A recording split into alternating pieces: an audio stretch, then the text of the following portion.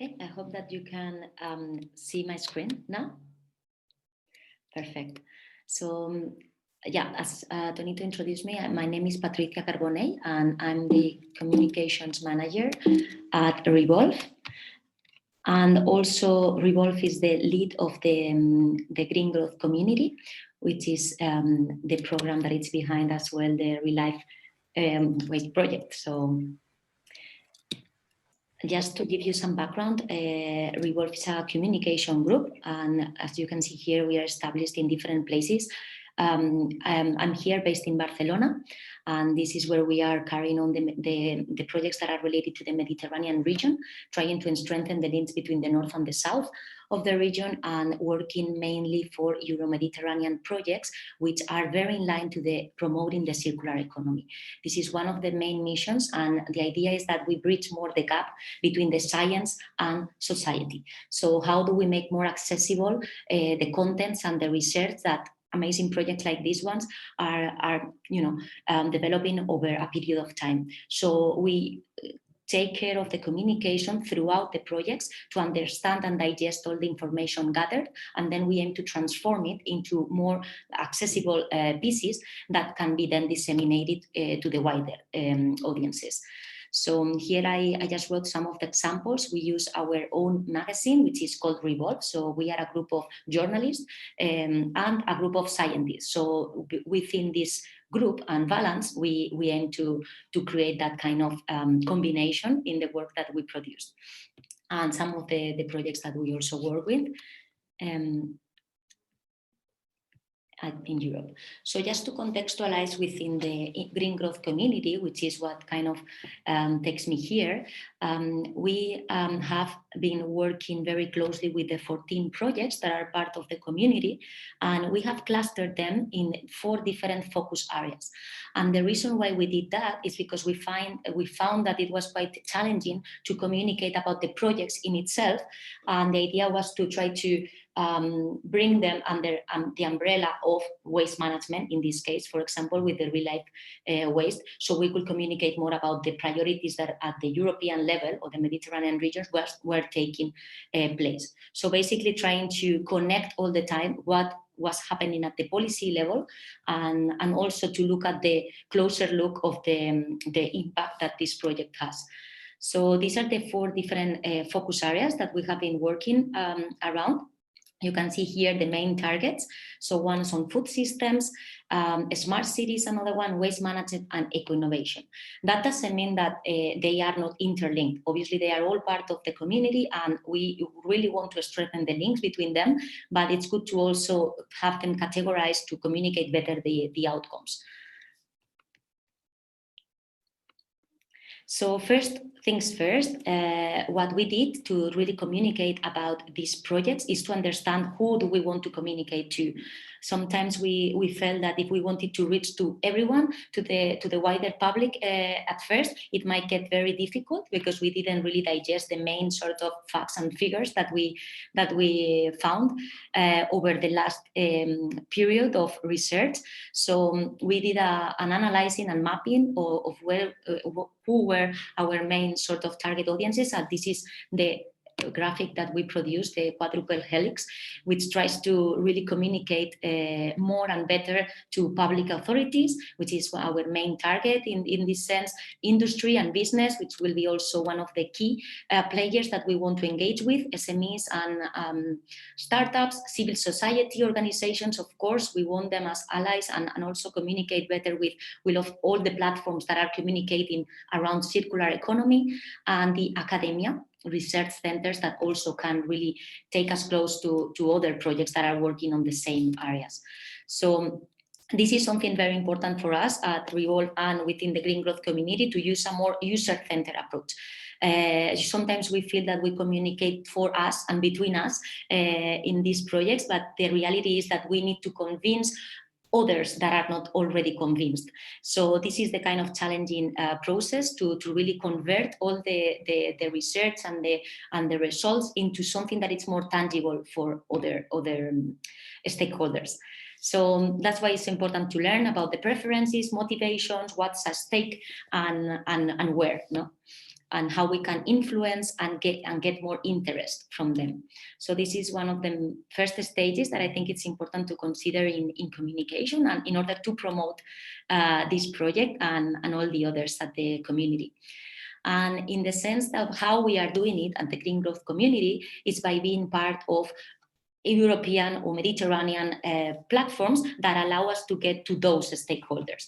So one of the recent news that we received at the end of 2020, it's being part of the coordination group of the EU Circular Economy Stakeholder Platform.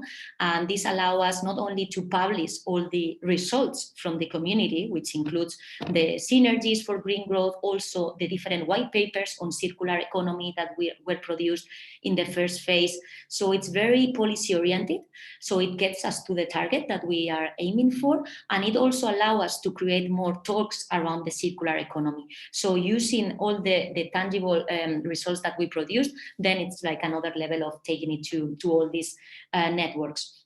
So this is one of the few that we are now being part of. The Green Growth Knowledge Institute is also kind of collaborating with us, and this is important to be aware of, because this is what can connect us to other, well, of course, networks and knowledge exchanges. So I just wanted to briefly mention this, and of course that the project is labeled by the Union for the Mediterranean, which also allow us to communicate more and promote more and put at the center of the stage the circular economy and this community overall, because it's very well targeted. And just to put some case studies or examples of how we are doing it at the community is by creating stories. So we know that on one side we can create more like descriptive formats that can convince policymakers, but we also know that if we want to get to civil society or to other players in the society, we need to build stories around this. And the way we used to do it is by setting, of course, the context, like really stating what are the challenges that we face in the Mediterranean in terms of the scarcity of resources, or how to be more efficient after all. And of course, highlight those relevant policy frameworks that we are contributing to. So we make it clear what are the benefits that we are providing and what could be the possibilities or recommendations that could emerge thanks to this work and through these projects.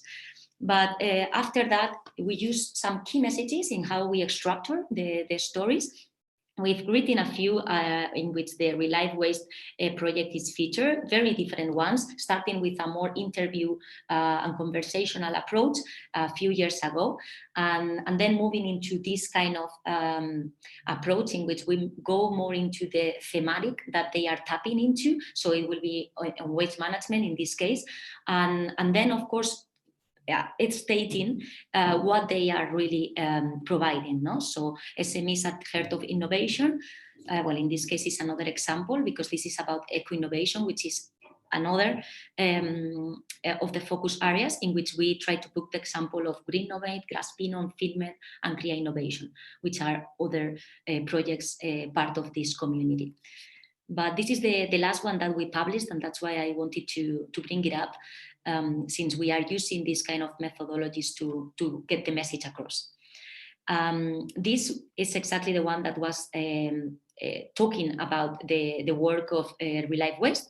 And here some of the key elements that we used on real life solutions, story-driven framework, as I said, some educational message or convincing facts, and then, of course, trying to finalize with call to actions, and what we can do to promote more this transition or advancement towards the circular economy.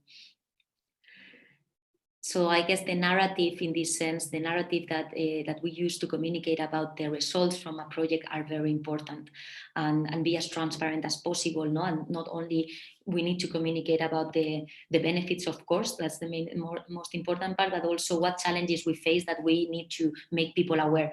Like in this case, we kind of made the point or highlighted the importance of that all the stakeholders need to be part of this change, not only the SMEs, let's say, or if we don't create that change between all of us, or at least the 4 stakeholders that we showed at the beginning, the change won't be as fast as we need it. So we try to be very persuasive in the language that we use. And this is the example of the last story that we wrote in December around the Relive Waste project, which can be also found in our websites and in other media. So the best way that we find is to really create more articles that are tackling this issue, and also that put as an example the project. So the idea was to disseminate this with local, regional, and international media, and that's what we got, especially in some medium in Italy and Spain, and then of course through Revolve and other platforms as we previously mentioned. Other formats that we also explored that have been quite successful is podcast, and this is something that we did at the end of last year with smart cities, which is another focus area. And this way we try to bring together again the projects that are behind this theme.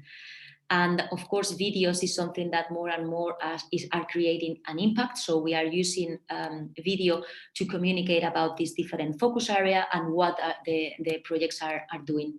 So we are happy to contribute towards that kind of script and messaging and how to visualize it through photos and strong clips. And then going back to the more descriptive format, here you can see what we just released, which is the catalog of project fact sheets, which we call it the project actionable leaflets. And this brings together an overview of each of the projects that are part of the Green Growth community. So here we did a lot of work in terms of like digesting the information and avoiding cramming a lot of data. Even though that this feels a bit long, we are trying to really highlight which countries are involved, what are the target groups, what are the best practices, what are the recommendations and lessons learned.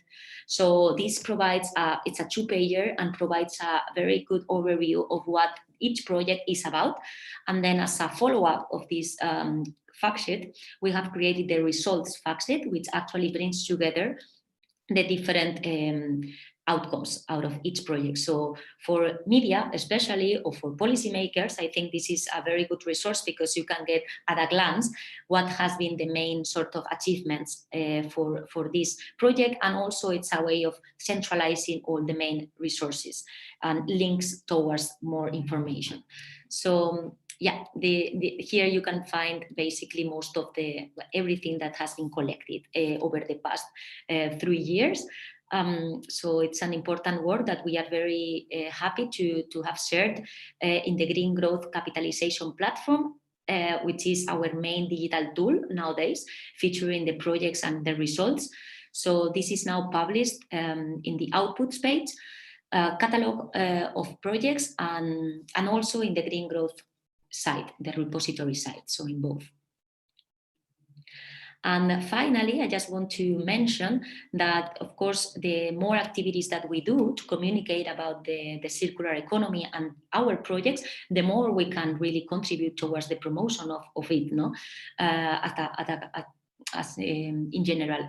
So this is what it's coming up in June. We are doing an event as part of the EU Green Week. And we really want to create that sense of, really making the case around the examples of how to reduce pollution and environmental footprint along the agro-food value chain. And of course, this starts from the inorganic material and how we ensure that throughout this community that we are supporting and engaging with, how we can create the most efficient use of resources and not generate so much waste and not use it in a circular mode. So I think this is going to be a really nice chance for us to put in practice and to communicate around the full agro-food value chains through a more like a storytelling format. We are now starting to plan it, so this is just for you to be aware that will be coming up, and we will keep you in the loop around the date and the event, and of course taking part of this. And this is it from my side. Thank you so much, and if you have any questions, I'll be happy to respond. Thank you.